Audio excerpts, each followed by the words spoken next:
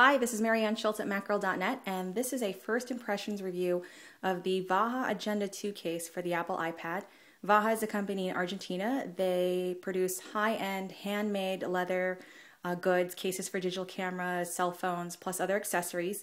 You can order this case from vajacases.com. It costs $220 plus $20 shipping to the US.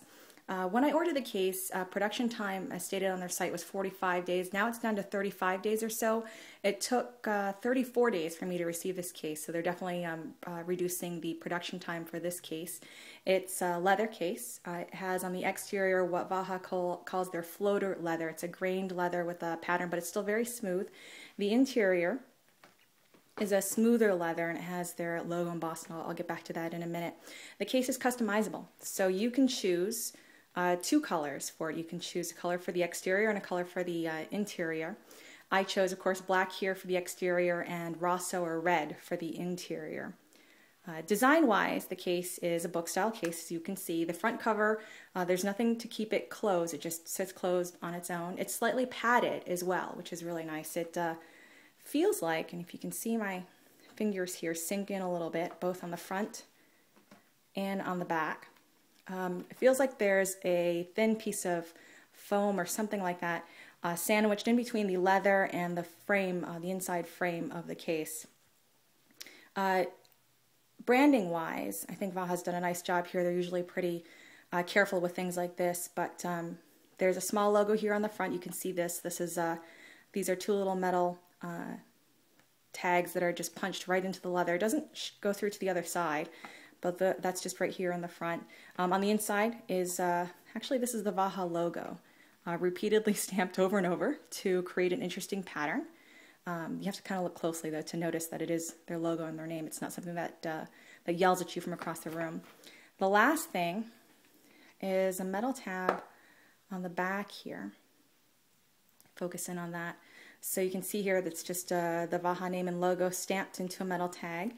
And what's nice about this, and again this is fairly typical for Vaja in my experience, is that they've sandwiched it in between the leather, so it never comes in direct contact with your iPad, so it's not going to scratch it because it's underneath this layer of leather that does come into contact with your iPad. In terms of weight, the case is pretty light. It weighs, according to the food scale in my kitchen, 9.5 ounces. Comparatively, the iPad case from Apple, their own iPad case weighs 6 ounces, and the Dodo case, which I've also reviewed, you can see that on my site and on my YouTube channel here, weighs just a little bit more, coming in at just under 10 ounces. So hopefully that gives you a little bit of perspective on how much this case weighs. In terms of how the case works, so there are no straps or anything to hold the iPad in. It simply pops into this frame here, and this feels like you can bend it or you can flex it, but it's relatively stiff. Feels like a plastic frame inside, covered in leather. And what you do is, I'm just going to take my iPad here. I'm going to slide that in right there. And pop is probably too violent a word to describe what it does, but I'm just going to press it in, and that's it. You see how that worked right there? And then the iPad is securely in there, so you can see that the corners are covered, which I really like as well. Everything here is open. I don't need to worry about any type of what type of cord I use. It's going to go in because there's nothing blocking it. Here on the other side, oops.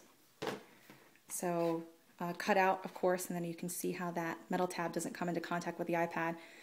The volume switch, the orientation lock switch is left open here, and also on the top, so complete access to the home button as well as the headphone jack and the microphone port. The one thing you can't get to on a 3G iPad is the SIM card slot here on the left, but not a big deal to me. I don't usually try to get to that an awful lot. The features in terms of how you use this case, to use as a stand, if you will, to use the stand features, is the cover here. You can see this crease, and it folds back into a tab here on the back, so you can use the iPad on a table, on your lap, to type. Pretty stable. It's not going anywhere while it's in this position. And then, if you want to watch a movie, there's a little trick to this I found. You pop out the spine a little bit more, and that creates, whoops, a nice platform to watch a movie. So, and that's fairly solid as well. That's not going anywhere. In terms of overall functionality, this is pretty much just like Apple's own case. Apple's case also has a crease like this in the cover, a tab on the back, so pretty much the same functionality, but of course for nicer materials and a higher cost, of course. Before I get to, actually, you know what, let me jump back. I wanted to show you as well how it folds across the back. So I do tend to do a lot of things on my iPad where I just want to hold it in portrait orientation, and the case does fold relatively flat. So you can just hold it in your hands like this and it doesn't get in the way. So that's another option as well. Don't worry about if you do use your iPad like this, that this case will impede you in any way. So that's the last thing in terms of how it works. Before I get to pros and cons, I do want to mention that I've had Vaja cases for years now. I think the first case I got was for a Sony Clie PDA back in 2002 that I reviewed for thegadgeteer.com. And I've had cases for other cell phones, iPods over the years, and I have almost always loved their cases. I've had one instance where a case I ordered for the iPhone 3G didn't come out so well, and I actually did return that. I posted a short video of what was wrong with it on my YouTube channel. You can go back and look at that if you'd like. But in general, I do like Vaja cases. I keep going back to them despite the prices of their products, because I do think they put out quality work. With that said, pros for the case. I think this case is absolutely gorgeous. It's a really nice design. The leather is really nice. It has that lovely leather smell as well. I find it to be fairly protective. I like that it does have the padding in the front and the back, and that the corners of the iPad are covered. I like that it's customizable as well. So you can go fairly conservative with black on the outside, even black on the inside if you want, or go all out and get something like purple and yellow. So you can pretty much make the case your own and get it to match or just stand out in any way you want. Vaja does offer a 1-year warranty from defects in material and workmanship on their customizable products, or on all of their products, I believe. So that's nice to know that if something does go wrong in terms of how the case is built or put together, that they'll cover that. Now, getting to cons, of course, the most obvious one is the price. It's really expensive. $220 for the case itself, plus $20 shipping to the US.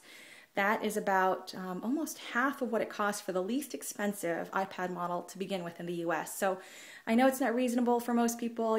Some of you out there are probably thinking it's crazy to get a case like this. I tend to go through my gadgets and such so quickly that I usually sell my old stuff to make funds to buy new things. And that's what I did with this case. I sold a lot of stuff, and to bring the price of this to a reasonable level. And I probably, honestly, would not have gotten this case if I hadn't done that. $220 is a lot of money, and it's not easily justifiable unless you really like this case, you can easily afford it, or you want it. Other cons, as you probably noticed as I was demonstrating how the case worked, this cover is a little more floppy than I like and than I had expected. I just had hoped there would be, or expected that there would be, a little more resistance when it comes to this. That said, it doesn't really affect how I use the case. It's just something I notice, and that it bothers me just a tiny little bit, but it's not a deal breaker. The other thing is the tab on the back. So the tab is fine. I don't think the tab's going anywhere. It's very securely stitched in here, but I don't like how easy it is for that to come out.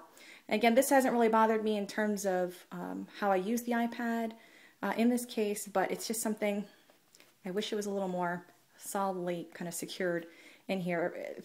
The Apple iPad case, the tab's a little different. It's like inset in its own little frame on the back, and it does take a little bit more effort to both insert the cover into that tab and to remove it. So that is one nicer thing, if you will, about the Apple iPad case. Other cons, or last one rather, it's a long wait to receive one.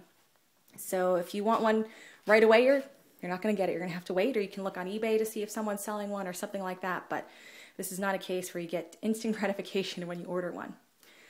So this is it for my first impressions review of the Vaja Agenda 2 case for the Apple iPad. I'm also going to do a full written review of this case as well. So if you have any questions, either anything you want me to cover in that written review or anything in general that you just want to know, feel free to email me at info@mackerel.net. And then look for the full review on my site at www.mackerel.net. Thank you for watching.